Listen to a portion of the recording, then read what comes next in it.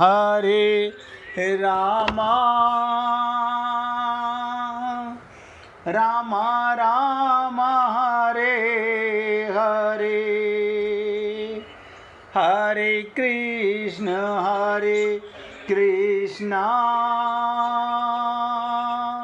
कृष्ण कृष्ण हरे हरे हरे राम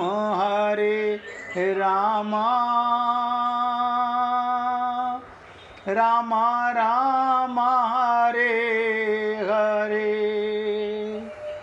हरे कृष्ण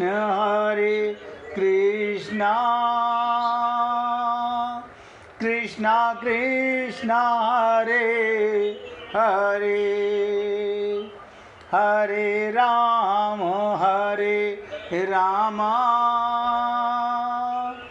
राम राम हरे हरे। सभी पुण्यात्मा पूरी एकाग्रता के साथ सुनिएगा। मैंने आपसे पूछा सूर्य देव के पिता का नाम क्या है?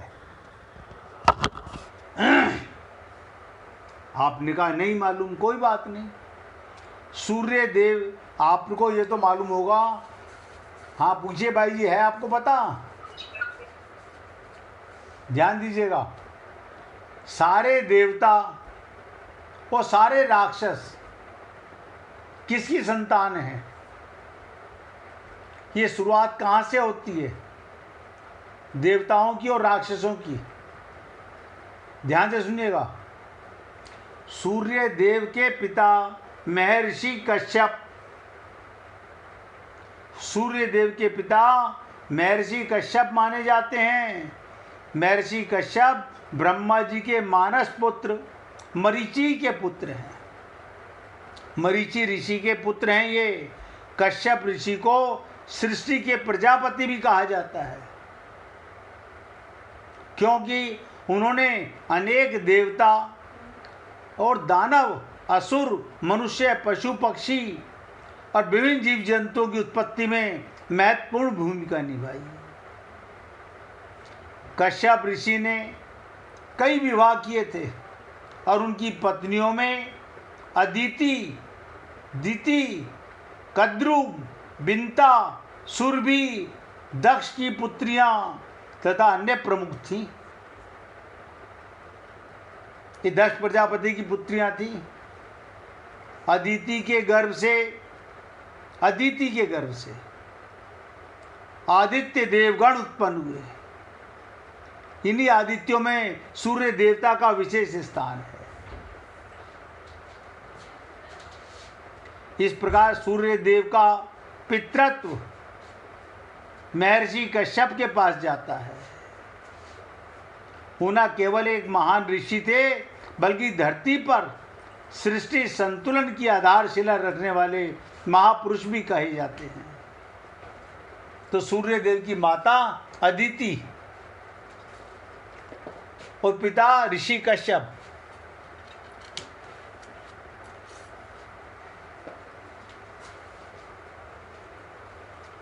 तो सूर्य देव की माता का नाम अदिति था। अदिति दक्ष प्रजापति की कन्या और महर्षि कश्यप की पत्नी थी।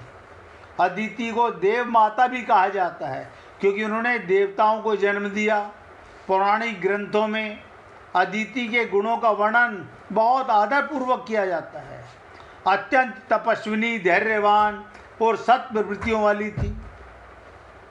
अदिति ने भगवान विष्णु की आराधना कर अपने गर्भ से देवताओं को जन्म दिया। उनके 12 पुत्र हुए, जिन्हें आदित्य कहा जाता है। प्रत्येक आदित्य ब्रह्मांड में किसी न किसी शक्ति या तत्व के अधिष्ठान है। उन्हीं 12 आदित्यों में सूर्य देव, ध्यान दीजिएगा, उन्हीं 12 आदित्यों में सबसे प्रमुख सूर्य देव हैं, जिन्हें विश्वान और सविता भी कहा जाता है। इस प्रकार सूर्य देव की माता अदिति और पिता कश्यप ऋषि हुए। सूर्य देव को केवल सूर्य नाम से नहीं जाना जाता, अनेक नामों से जाना जाता है। जैसे आदित्य, क्योंकि वो अदिति के पुत्र थे इसलिए आदित्य कहा गया। जैसे कल भगवान अर्जुन को बोल रहे थे प्रथा के पुत्र, कुंती के पुत्र, इसी प्रकार मर्तंड जिसका अर्थ है प्रकाशमान अंड से उत्पन्न, विश्वान जिसका अर्थ है प्रकाश फैलाने वाला, सविता जो सृष्टि को गति देता है, सूर्य देव को वेदों में जीवन दाता और सत्य का प्रतीक कहा जाता है। ऋग्वेद में सूर्य की स्तुति करते हुए उन्हें अमृत और आत्मा के प्रकाश का दाता माना जाता है। सूर्य देव के महत्व का पौराणिक दृष्टिकोण क्या है? सूर्य देव न केवल भौतिक रूप से जीवन का आधार हैं, बल्कि पौराणिक कथाओं में उनका आध्यात्मिक महत्व भी अद्वितीय है। आप कहेंगे कैसे? बता देता हूँ।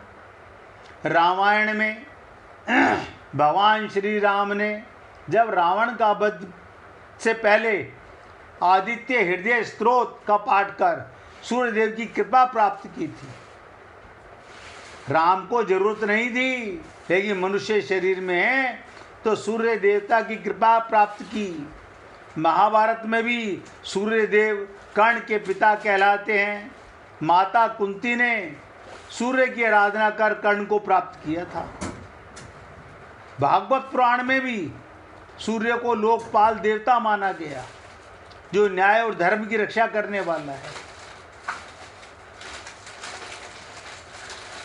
अब आप सोचिए, सूर्य देव के माता पिता महर्षि कश्यप और अदिति हैं।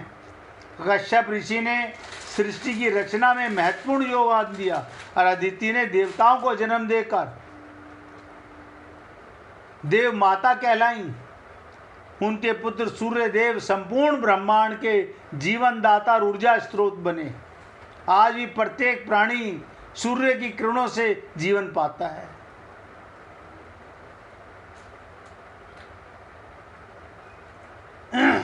ये सब बातें इसलिए कि आपकी नॉलेज में तो हो।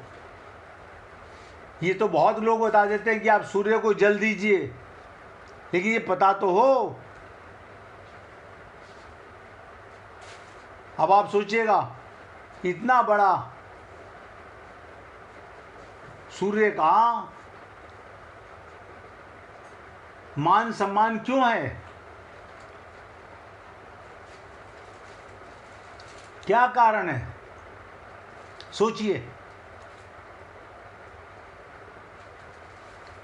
कश्यप ऋषि से ही राक्षस भी पैदा हुए। वो अदिति से नहीं, दिति से हुए। इसलिए हे पुण्य आत्माओं, ये कथाएं सुन करके आप और हम लोग परमात्मा की संतान हैं।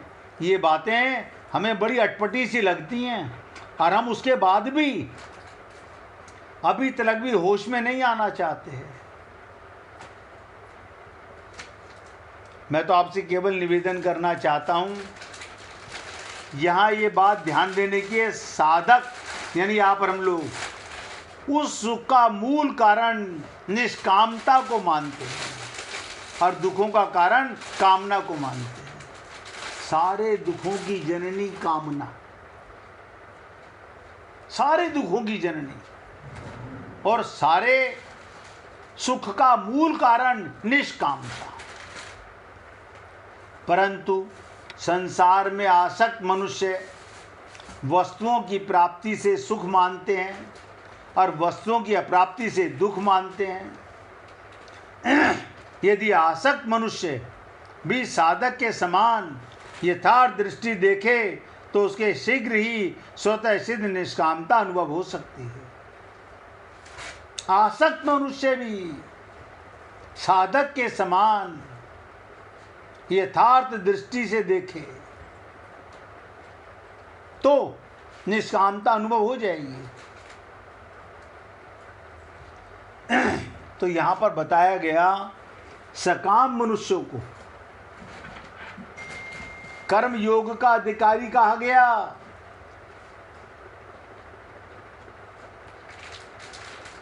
श्रीमद् भागवत महापुराण में भी आता है ये, कर्म योगस्तु कामी नाम।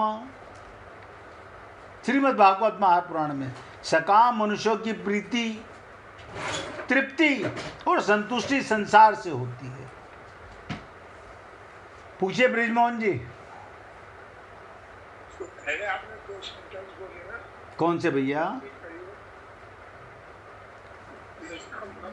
अभी बता देता हूँ। यहाँ ये बात इस ध्यान देने की है, साधक को यानी आप और हम लोगों को उस सुख का मूल कारण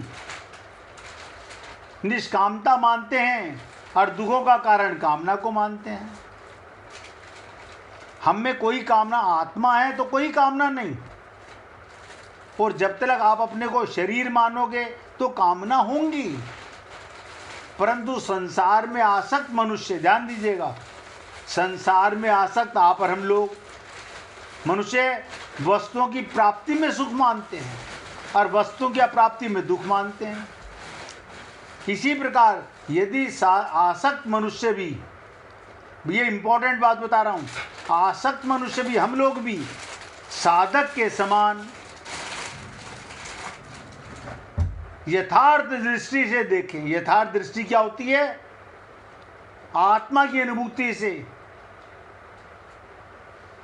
अपने स्वरूप के दृष्टि से देखें तो उसको शीघ्र ही स्वतः सिद्ध निष्कामता अनुभव हो सकती है। अरे मैं कल तक नहीं जानता था, तब तक अब जान गया कि राम मरे तो मैं मरूं। अब आप बताइए फिर काहे का डर? अब सत्संग भी सुनते हैं और मरने से भी डरते हैं, तो इसका मतलब कहीं ना कहीं तो पेच है। हम पाना तो चाहते हैं राम रस, और मल रस छोड़ना नहीं चाहते।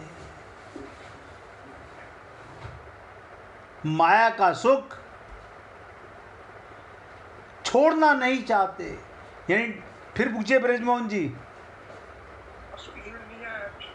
कुछ भी नहीं समझ आया, दोबारा एक्सप्लेन करता हूं अब अलग तरीके से। बहुत ध्यान देने की बात है। साधक किसे कहते हैं? हाँ, साधक वो कहलाता है जिसका निष्काम भाव होता है। तो कहते हैं साधक का मूल कारण ही निष्कामता है। और आप और हम लोग कौन है? साधक। अगर सत्संग में आके भी हम साधक नहीं बने तो इसका मतलब हम संसारी ही हैं, संसार में ही आ सकते हैं। हमारा सत्संग सुनना कोई काम का नहीं है, 0/100। ये ठीक है कि रसरी आवत जात थे सिल पर पड़त निशान। आप ऐसे ही सत्संग सुनते रहोगे, शायद किसी दिन संसार के जूते चप्पल इतने लगें कि आपको अपने शरीर से भी घृणा होने लगी कि मैं कहाँ भटक रहा था, मैं क्यों नहीं जागा अब तक। संसार से में आसक्त मनुष्य वस्तुओं की प्राप्ति में सुख मानते हैं। ये तो आप सब जानते हो। जो अपने को शरीर मानेगा वो संसार की वस्तुओं में सुख मानेगा और वस्तुओं की अप्राप्ति में दुख मानेगा।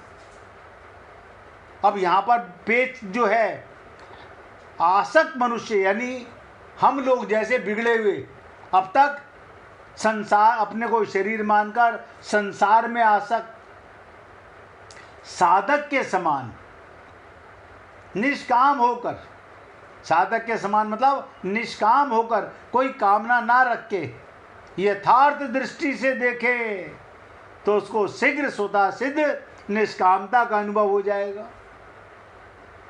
सकाम और निष्काम में अंतर क्या है? यही अंतर है कि जो अपने को शरीर मानेगा उसे संसार की वस्तुएं, संसार का सामान, संसार के लोग, शरीर, धन, इन्हीं में प्रीति नजर आएगी। अब यहाँ पर मेल चीज़ जो मैंने बताई थी, आसक्त मनुष्य भी, यानी हम जैसे बिगड़े हुए लोग भी साधक के समान, पहले तो ये समझें, हम साधक के समान दृष्टि निष्कामता अनुभव करना चाहते हैं कि नहीं। अभी धन में मजा आ रहा है, परिवार में मजा आ रहा है, वो क्या नहीं, अभी अभी अभी नहीं चाहिए हमें। अभी तो संसार के मल कूड़ा करकट में मजा आ रहा है।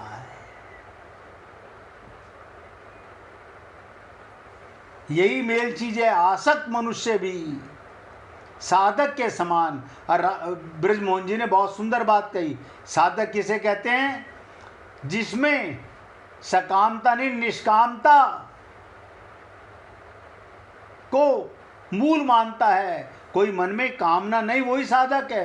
अगर हमारे मन में कामना भी है और हम साधक भी बनना चाहते हैं, वो तो मंदिरों में आप रोज देखते हो, करोड़ों लोग जा रहे होते हैं, करोड़ों लोग। अब ब्रजमोहन जी समझ में आया? चलो शुक्र है मेरे भाई, आना चाहिए। मैं तो आप सबसे निवेदन करता हूँ, किसी भी भक्त को समझ नहीं आए मैं आगे नहीं बढ़ूंगा। जब तक हमारे अंदर वो रोग मिट ना जाए, सकामता और निष्कामता का रोग सिर्फ एक अज्ञानता से भरा है, अपने को शरीर मानने से। हम शरीर हैं नहीं, हैं आत्मा, मानते हैं शरीर। अब कोई बात नहीं, आत्मा मान के देखो तो सही कि निष्कामता का अनुभव होता है कि नहीं होता। किसी ने तुम्हें गाली दी, आप क्या कहो? हट, मैं आत्मा हूं, मुझे कोई गाली से फर्क नहीं पड़ता। ये गाली जब तक मैं कल शरीर मानता था तो मुझे चुभती थी, मेरी तारीफ होती थी, मेरे को फूलों का हार पहनाया जाता था, मैं फोटो खिंचवाता था। अब जूते का हार पहना दो तो भी मुझे कोई फर्क नहीं पड़ता, क्योंकि मैं साधक हूं, अब मैं शरीर नहीं हूं। यहीं आकर के भगवान श्री कृष्ण गीता के, मैं बार बार बोलता हूं, आप भागवत के अधिकारी कब बनोगे? भगवान के प्रेम के पहले अपने को तो जान लो। बिना अपने को जाने भगवान के प्रेम का अधिकारी कैसे बनोगे? आप एक बात बताओ, शरीर मान के भगवान को पकड़ना चाहते हो, यानी मानते हो शरीर और भगवत प्राप्ति करना चाहते हो, यानी जड़ चीज चेतन को पाना चाहती है, असंभव। कोई भी गुरु हो, कोई भी संत महात्मा हो, सबसे पहले आपको तत्व ज्ञान कराएगा, आपका परिचय बताएगा, आप क्या हो और क्या मानते हो। अब आपको गुरु की बातें समझ आए, कोई कंपल्सरी नहीं है, मानो ना मानो, भगवान कंपेल नहीं करते। आप देखिए, स्वतंत्र योनि में है हम, ये तो सत्य मान के चलना। जब तक हम अपने को शरीर और सकाम भाव में रहेंगे, हम सब आत्महत्या रहेंगे। हम कल्याण नहीं, अपना हनन कर रहे हैं। ये जीवन आप सुनने के बाद, जागने के बाद भी होश में नहीं आना चाहते।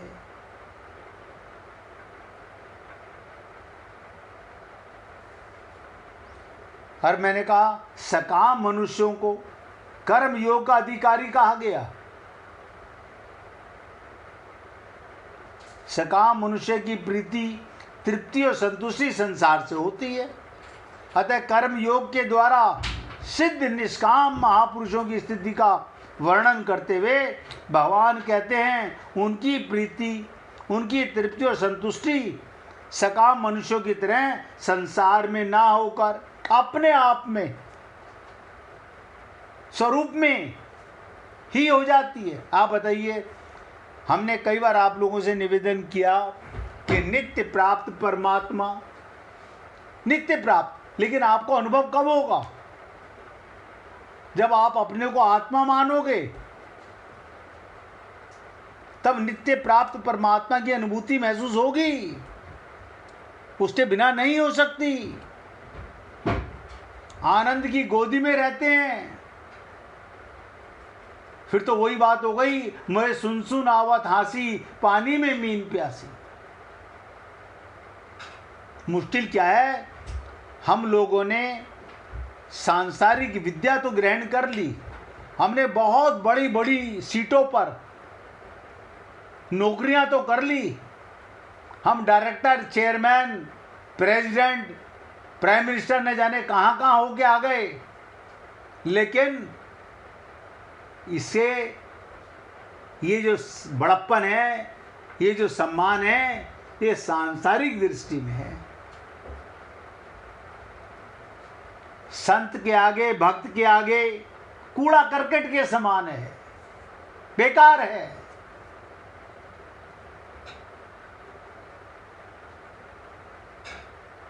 ये बातें बड़ी अजीब लगती हैं।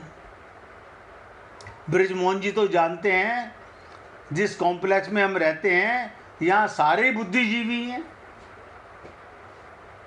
ब्रिजमोहन जी जानते हैं इस बात को कि इस कॉम्प्लेक्स में सारे बुद्धिजीवी हैं, एक से एक ऊंची सीट पर रह नौकरी करने वाले, लेकिन अब उसी में रस आता रहता है, मैं ये था, मैं ये था, मैं ये था। मैंने कई बार निवेदन किया, मैंने भाई आप हवा निकले हुए गुब्बारे हो, अब पुरानी सीटों की बातें मत किया करो, प्रेजेंट में जागो कि तुम हो कौन। 1 मिनट फिर कीर्तन कीजिए, फिर आगे चर्चा करेंगे। श्री वृंदावन धाम अपार, रटे जा राधे राधे।